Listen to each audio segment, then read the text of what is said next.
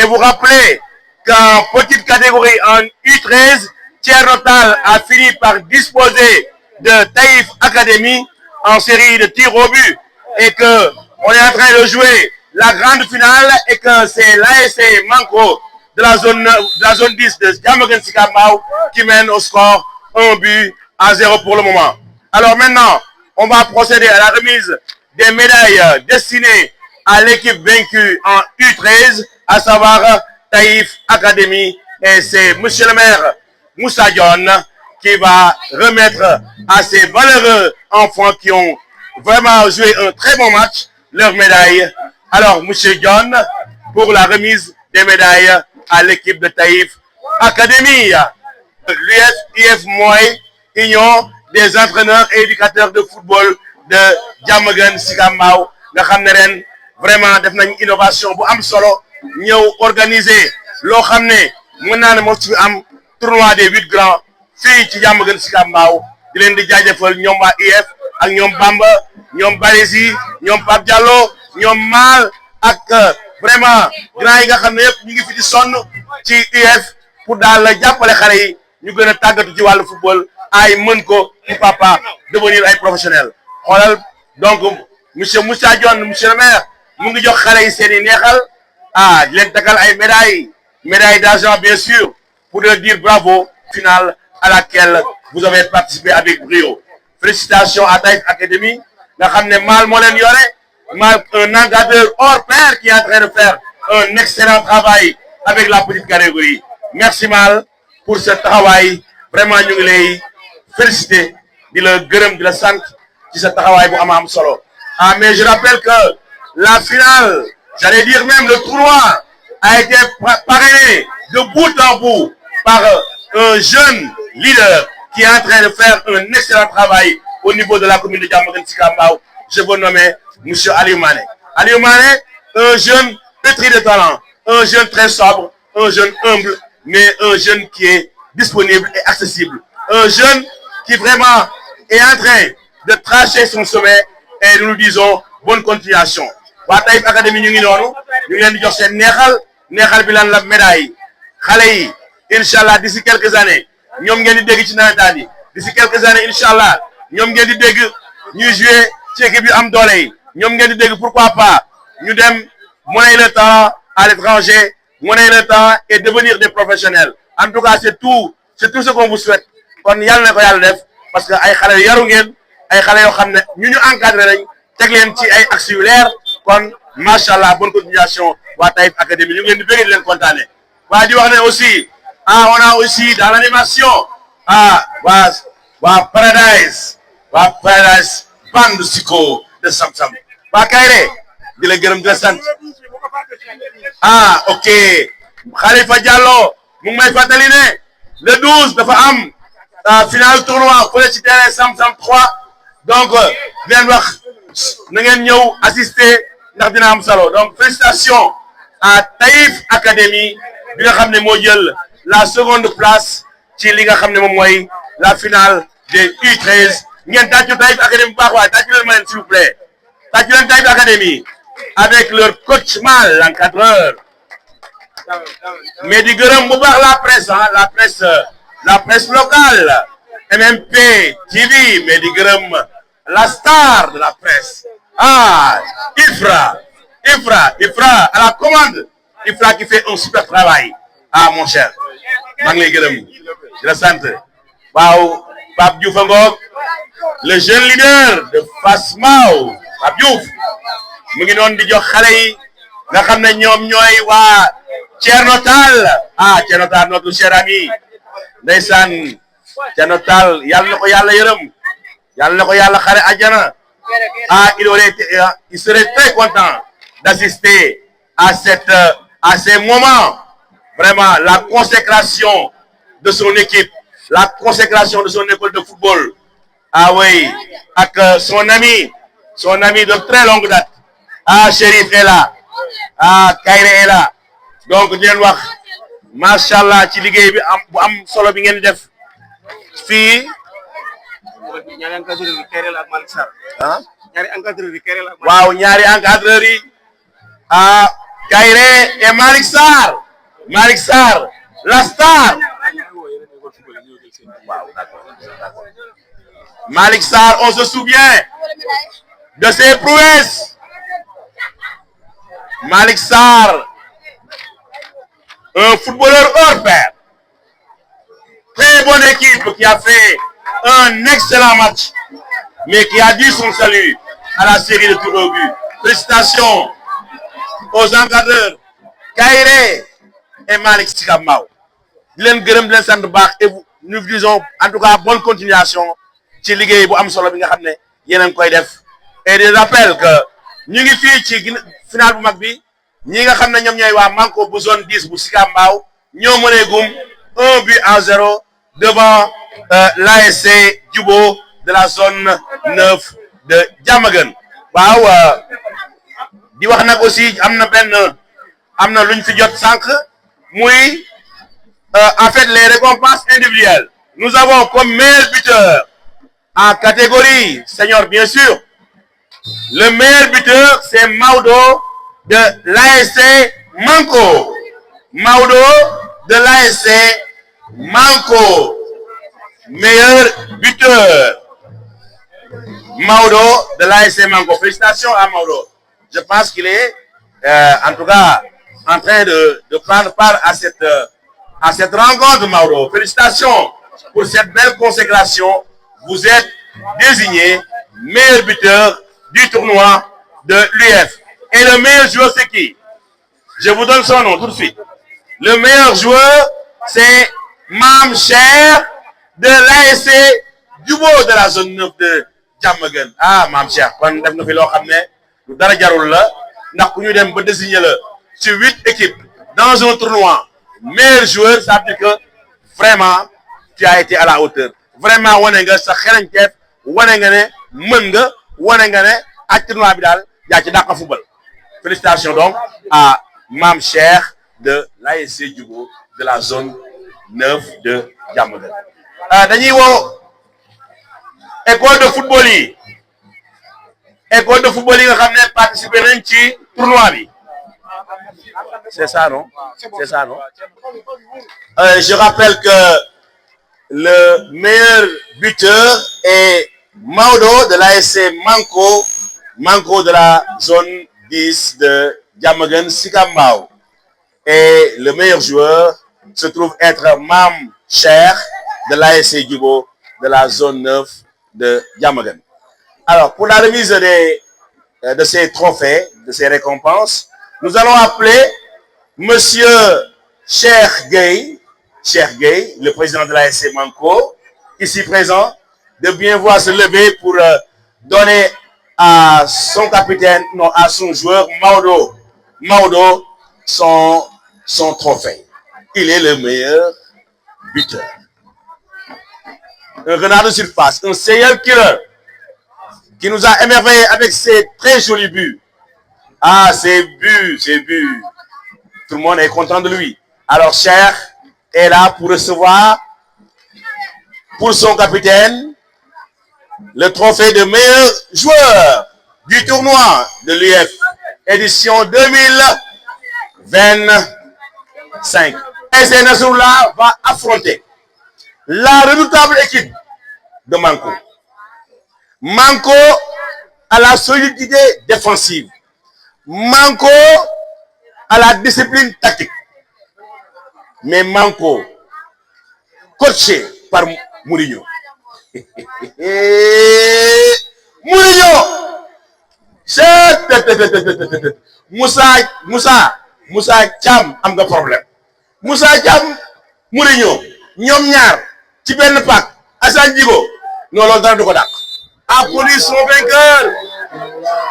Une finale présidée par le président Aliou Mané qui a fait le placement. Une finale où il a été accompagné par une très forte délégation. Une délégation venue le soutenir, venue lui manifester et lui témoigner son amitié, sa reconnaissance et sa fraternité. Le président Aliou Mané aujourd'hui montre toute sa satisfaction avec la belle organisation de cette finale-là. Alors l'US, ñu leen di gërëm di leen sant waaye UF mooy dellu please Asiko bang Asiko Manko s'il vous plaît salaamaaleykum maa ngi leen di nuyu bu baax di leen ziar di remercier l'ensemble des 8 équipes de la zone 9 et zone 10 yi nga xamante ne participé nañ ci tournoi IF muy union des entraîneurs et éducateurs de Diamaguène Sicap Mbao ñu defoon ko tournoi fair play de la fraternité donc biñ ko organisé yàlla dogal ñu boole ñoo ku ñuy wax le parrain muy monsieur Aliou Mané et biñ demee ci moom vraiment lépp loo xamante ne doon na mbéréwatu IF moom defal nañu ko dafa dem bañ ne lii dañ koy def collaboration entre IF ak son mouvement mu doon loo xamante ne lu extraordinaire la vraiment bi ñu commencé tournoi bi ba fii ñu toll amul dara loo xamante ne IF dépensé na ko muy wàllu arbitrage di wàllu terrain di wàllu trophée yi ngeen gis fii tey vraiment lépp mu am ko gérer ko ci dans la discipline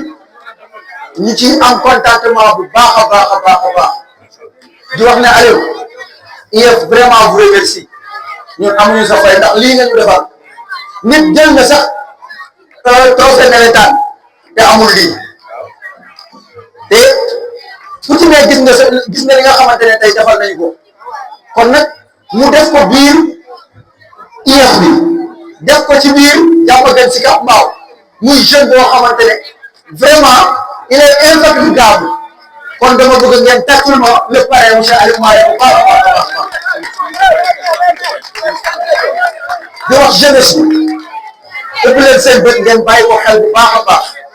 ndax c'est un jeune boo xamante ne su ko neexoon li mu yor mu yemale ko Samsung 3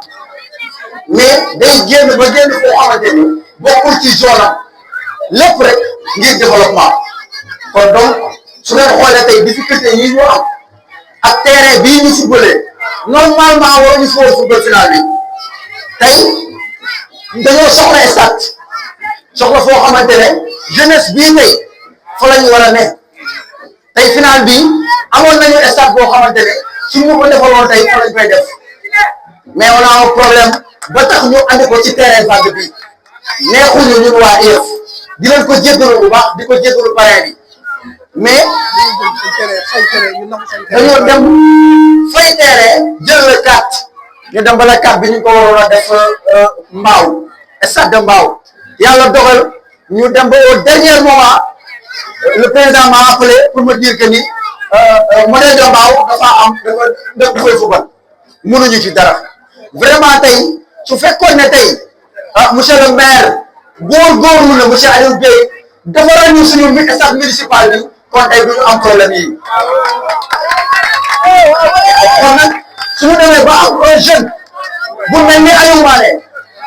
di dox ci développement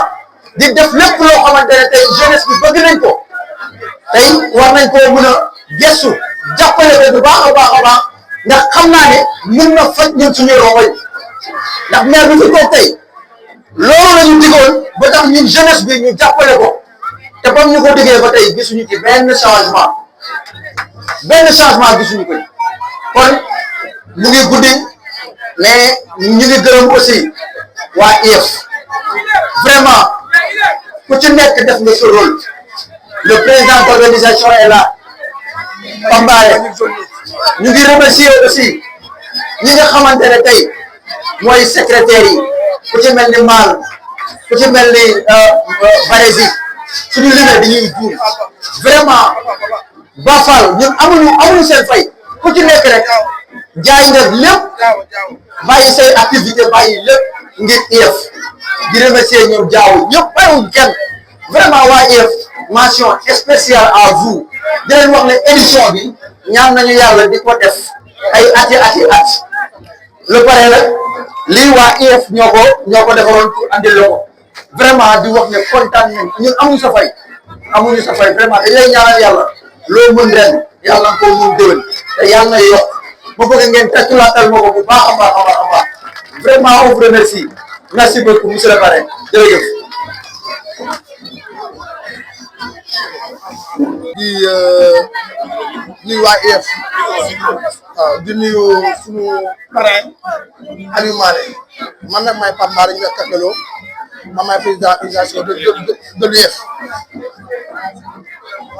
man maay président organisation de l'IEF parce que tournoi bi dafa nekk tournoi 8 grands musul am ci commune bi 8 grands zone 9 ak zone 10 ñu boole leen def benn tournoi de fraternité boo xam ne dañoo ne commune yëpp benn lañ ñu am nag benn jeune bu nekk ci koñ bii bu ñuy wax Aliou Mané ñu wax suñu problème mu ne ma dina jël lépp en charge wane na ko nit nag su amee saret bi la yóbbaale su amee avion xam day gën a neex ma bëgg na jeune ñu bàyyi ko xel bu baax a baax man du ma xam ne xam ne du ma xool du ma ne ci ginnaaw nit mais kuy liggéey laa jàppale te kii liggéeykat la ñu roog ñu ñëpp ñu booloo ñi ma xam ñëpp ñu am jàppale parce que li yombul la tournoi bi mu def lu mel nii nawetaan sax du ak du am leen nii kon am na ñu lay remercier IEF yëpp nag ñoo doon jox lii mais parce que suñu sañoon joxoon lu ëpp lii parce que mérite nañ lu ëpp lii mais nag première la rek incha allah benn édition bi gën a grave ma ñaan ñëpp ñu ñëpp jàpp ci kontaan naa ci yëpp kontaan ci président ak ci pare wasalaam. merci maa ngi leen di nuyu yéen ñëpp di leen sant bu baax a baax di tàmbalee sama nuyoo waa IEF bu Diamaguène Sicap Mbao vraiment gis nañu respect bi gis nañu considération yéen ñu defal rëy na vraiment pare nañu ce tournoi cette première édition ñu ngi leen ci gërëm di leen sant bu baax a baax activités yi nag na continuer il faut la pérenniser bu mu yem tamit ci football kese na jàll ci formation des coachs parce que coach yi nekk Diamaguène Sicap Mbao tamit dañ leen war a former gis nañ ci ay jeunes yoo xamante ne bëgg nañ football torop presque seen activité yëpp ci football lañ koy passé donc yéen ñi ngeen xam ne yéen ay kilifa yi jàppale leen jeunes yooyu noonu ñu am ay licence DCAF CCAF BA incha allah loolu lañ bëgg loolu la leen di ñaanal parce que formation boobu ñoom ñooy tax jeunes yi xale yi nga xamante ne ñoom ñoo football première heure ñu gën a maîtriser les règles techniques tactiques mais également ñu xam ñu mën a physiquement di football am les capacités physiques pour mën a football pour mën a am benn carrière professionnelle loolu lañ leen di ñaan bu leen tamit yem ci football kese yem leen également dee leen def ci ay des activités citoyennes comme ay set-setal reboisement et cetera mais ñu ngi leen di gërëm bu baax a baax ci tournoi bi ngeen organisé ba pare tuddee ñu ko équipe yi tamit ñu ngi leen di félicité équipe vainqueur ñu ngi koy félicité ki nga xamante ne gagné nañ ko ñu ngi koy encouragé di wax ne coupe bi Diamaguène Sicap Mbao rek la yem quoi ñun ñëpp benn lañ gis nañ ne tournoi bi def ngeen ko dans le cadre du respect du fair play et de la discipline waaw loolu moom kontaan nañ ci trop vraiment di remercier également ñi nga xamante ne ñoom laa bokkal liggéey bi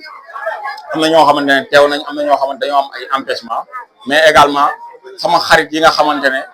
ñoo ma ñëw dooleel ma ci bés bii samay xarit lañ samay frère lañ samay camarade lañ moom mooy le président Moussa Thion le président Pape Diouf Adama Diop Biram Ba ak sama lingeer yi ñoom Jande Diop di jël nuyoo bi di ko teg ci loxo mu wasaare ko ci lingeer yëpp di leen wax ne nag ñun ñëpp benn lañ Fass Mbao Mirina Fass Sam Jàmmi Réew Amdalaay Aynu Maadi ñun ñëpp benn lañ waruñu nekk dans le cadre de l'adversité dañoo war a doon benn adversaire la ñu am moom mooy cette équipe municipale incompétente équipe municipale boo xamante ne c'est une équipe qui est inconsciente par rapport aux difficultés de la population ñooñu kese ñoom ñoo war a nekk suñu adversaire benn objectif la ñu am ñun ñëpp moom mooy le développement de la commune de Diamaguène Sicap Mbao la transformation significative de la commune de Diamaguène Sicap Mbao benn objectif boobu kese la ñu am ku leen wax leneen kuy ñëw di jaxase di wax leneen ci ay tappale kese la nekk ci ay manipulation gis nañu force bi nga xamante ne moom moo nar a jàkkaarloog ñoom force bu am doole la moo tax ñuy wër ñenn ñi di jaxase fii pour créer une dislocation loolu nag nañ ko bañ parce que ñun suñu intérêt moom mooy ñu ànd tëgg benn plan de développement local bu am solo buy laal aspect yëpp wàcc massifier gagner élection yi ànd liggéey commune bi parce que ñun suñu commune dafa tardé depuis 96 am nay communes yoo xam démb lañu judd dem dépassé nañu bu yàgg loolu la ñu war a bañ nag xam-xam bi mu ngi fi partenaires yi ñu ngi fi les partenaires sont disponibles seen financement yëpp mën nañ ko indi ci commune bi mais tamit foog loolu ñu àndandoo nekk benn gagner commune bi pour ñoom ñu mën a ñëw jàppale ñu sur tous les plans waaw benn détail mooy nekk nii rek tey fu terrain buñ football nii xam nga ne doy na waar mais ñàkk terrain ñàkk stade moom moo tax ñu indi ko fii donc loolu ay détail la stade municipal waroon na pare bu yàgg stade municipal partenaire boo ko jox un partenaire sérieux bu ko da ngay defar ci maximum 1 an da koy defar donc loolu laay ñaan sama xarit yi di leen ñaan ñu booloo jël les querelles les adversités et les égos ñu tegee ko à côté benn affaire rek soxal ñu moom mooy le développement de la commune bu ñu jëlee commune bi incha allah ñu ànd képp ki nga xamante ne am na compétence ci benn domaine ñu dénk ko ñu liggéey Diamaguène Sicap Mbao jëm kanam incha allah merci beaucoup. Par l'ASC Manko de la zone 10 de Diamaguène Sicap Mbao et c'est le parrain accompagné de ses amis, le parrain accompagné de ses amis qui va procéder à la remise du trophée au capitaine de l'ASC Manko sur le pouvoir du public. Ah, c'est joli. Manko, sacré champion du tournoi première édition de l'US Union des entraîneurs et éducateurs de football de Diamaguène Sicap Mbao. Et tout qui est bien, qui finit bien ici, au terrain de Souroula. On a vécu une très belle finale, une finale remportée par l'ASC Manko de la zone 10 de Diamaguène Sicap Mbao, sacré champion de la première édition du tournoi de l'Union des éducateurs et entraîneurs de football de Diamaguène Sicap Mbao. Asalaamaaleykum mbokki Diamaguène Sicap Mbao ñu ngi woon fii tey di terrain Nasrullah pour li nga xam ne moo nekk la clôture des activités de l'UF avec la finale bi nga xam ne moo doon dox diggante ASC Manko bu zone 10 bu Sicap Mbao ak ASC Jubo bu zone 9 de Diamaguène. En levée de rideau ñu ngi amoon en U13 ASC pas ASC mais académie Thierno Tall moo doon rencontré waa Taïf Académie ci match boobu nag match bu am solo nga xam ne xale yi vraiment wane nañ ci xereñte ak njàmbaar waa Thierno Tall ñoom ñoo gagné ñi nga xam ne ñoom ñooy waa Taïf Académie ci série de tirs au but mu nekkoon match boo xam ne match bu am solo la match bu neex xam nga nag petite catégorie moom fu ñuy football dafay neex te nit ñi dañuy gis spectacle bu yéeme et ñu clôturer nag la finale tey ak la grande finale muy finale bi nga xam ne moo doxoon ci moo doxoon diggante ASC Manko bu zone 10 bu Sicap Mbao ak ASC Jubo bu zone 9 ASC Manko mujj ko gagné à la série de tirs au but mu nekkoon série de tirs au but boo xam ne bu yéeme la bu doy waar bu bëri ay rebondissement waaye au finish c'est l'ASC Manko de la zone 10 moo jël ndam li jël coupe bi nga xam ne moom mooy la première édition du tournoi de l'UF Union des entraîneurs éducateurs de football de Diamaguène Sicap Mbao nga xam ne ñoom ñoo am initiative bi pour la première fois ñu gis lu ñuy wax tournoi des 8 grands. Tournoi des 8 grands yenn 8 grands 4 grands de la zone 9 de Diamaguène et 4 grands de la zone 10 de Sicap Mbao ñu mooy ñi nga xam ne ñi daaw ci saison bi ñoom ñoo demoon demi-finale ñu ne dañuy innover ñoom waa UF fexe indi ñeenti ASC yooyu de l'autre côté et ñeenti ASC de la zone 10 fexe ba defal leen benn tournoi pour wane rek tout simplement que à Diamaguène Sicap Mbao dans son ensemble vraiment nous avons des équipes yoo xam ne ay équipes yu mag lañ mais li des rek moom mooy ñu fexe nu ñu leen di gën a organiser nu ñu leen di gën a jàppale et c'est dans ce cadre là que lañ dem gisi le président Aliou Mané bi nga xam ne c'est un jeune leader wax dëgg yàlla boo xam ne depuis qu'il est entré sur le terrain mu ngi def ay activités yu am solo surtout sur le plan social nag waaye tey dafa ne maa ngi agir sur le plan social mais football bi je peux dire la jeunesse dans son ensemble la population dans son intégralité lépp lu ñu def man naa si dugal sama loxo pour wane ne Diamaguène Sicap Mbao regorge de talent Diamaguène Sicap Mbao regorge de compétences et de potentialité léegi nag loolu nag dañu war a fexe nu ñu koy mettre en synergie pour que ensemble ñu mën a avancer donc luñ ci mën a jàpp daal tey mooy final bi neex na waaye ki nga xam ne moom mooy président Aliou Mané ñëw bi mu fi ñëw am na solo ndax teertu nañ ko gàttandu nañ ko waaye tatagal nañ ko waaye aussi remercier nañ ko et de manière très vive xamal ko ne xale yi daal xamal nañ ko ne kontaan nañ ci ni mu jàppee ci tournoi bi nangu nekk parrain waaye nangu def ci ay moyens yu am doole ñoom ñëpp kontaan nañ ci moom remercier nañ ko te nañ ko daal vraiment dañ ko gën a bàyyi xel ci activités yi nga xam ne mu ngi koy def dans le futur kon daal c'était le tournoi de l'UF première édition fii au terrain Nasrullah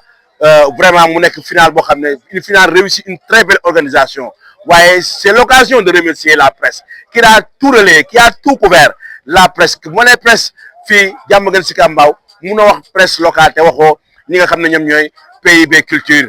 di DG IFRA munoo wax presse locale te waxoo le grand Mouhamed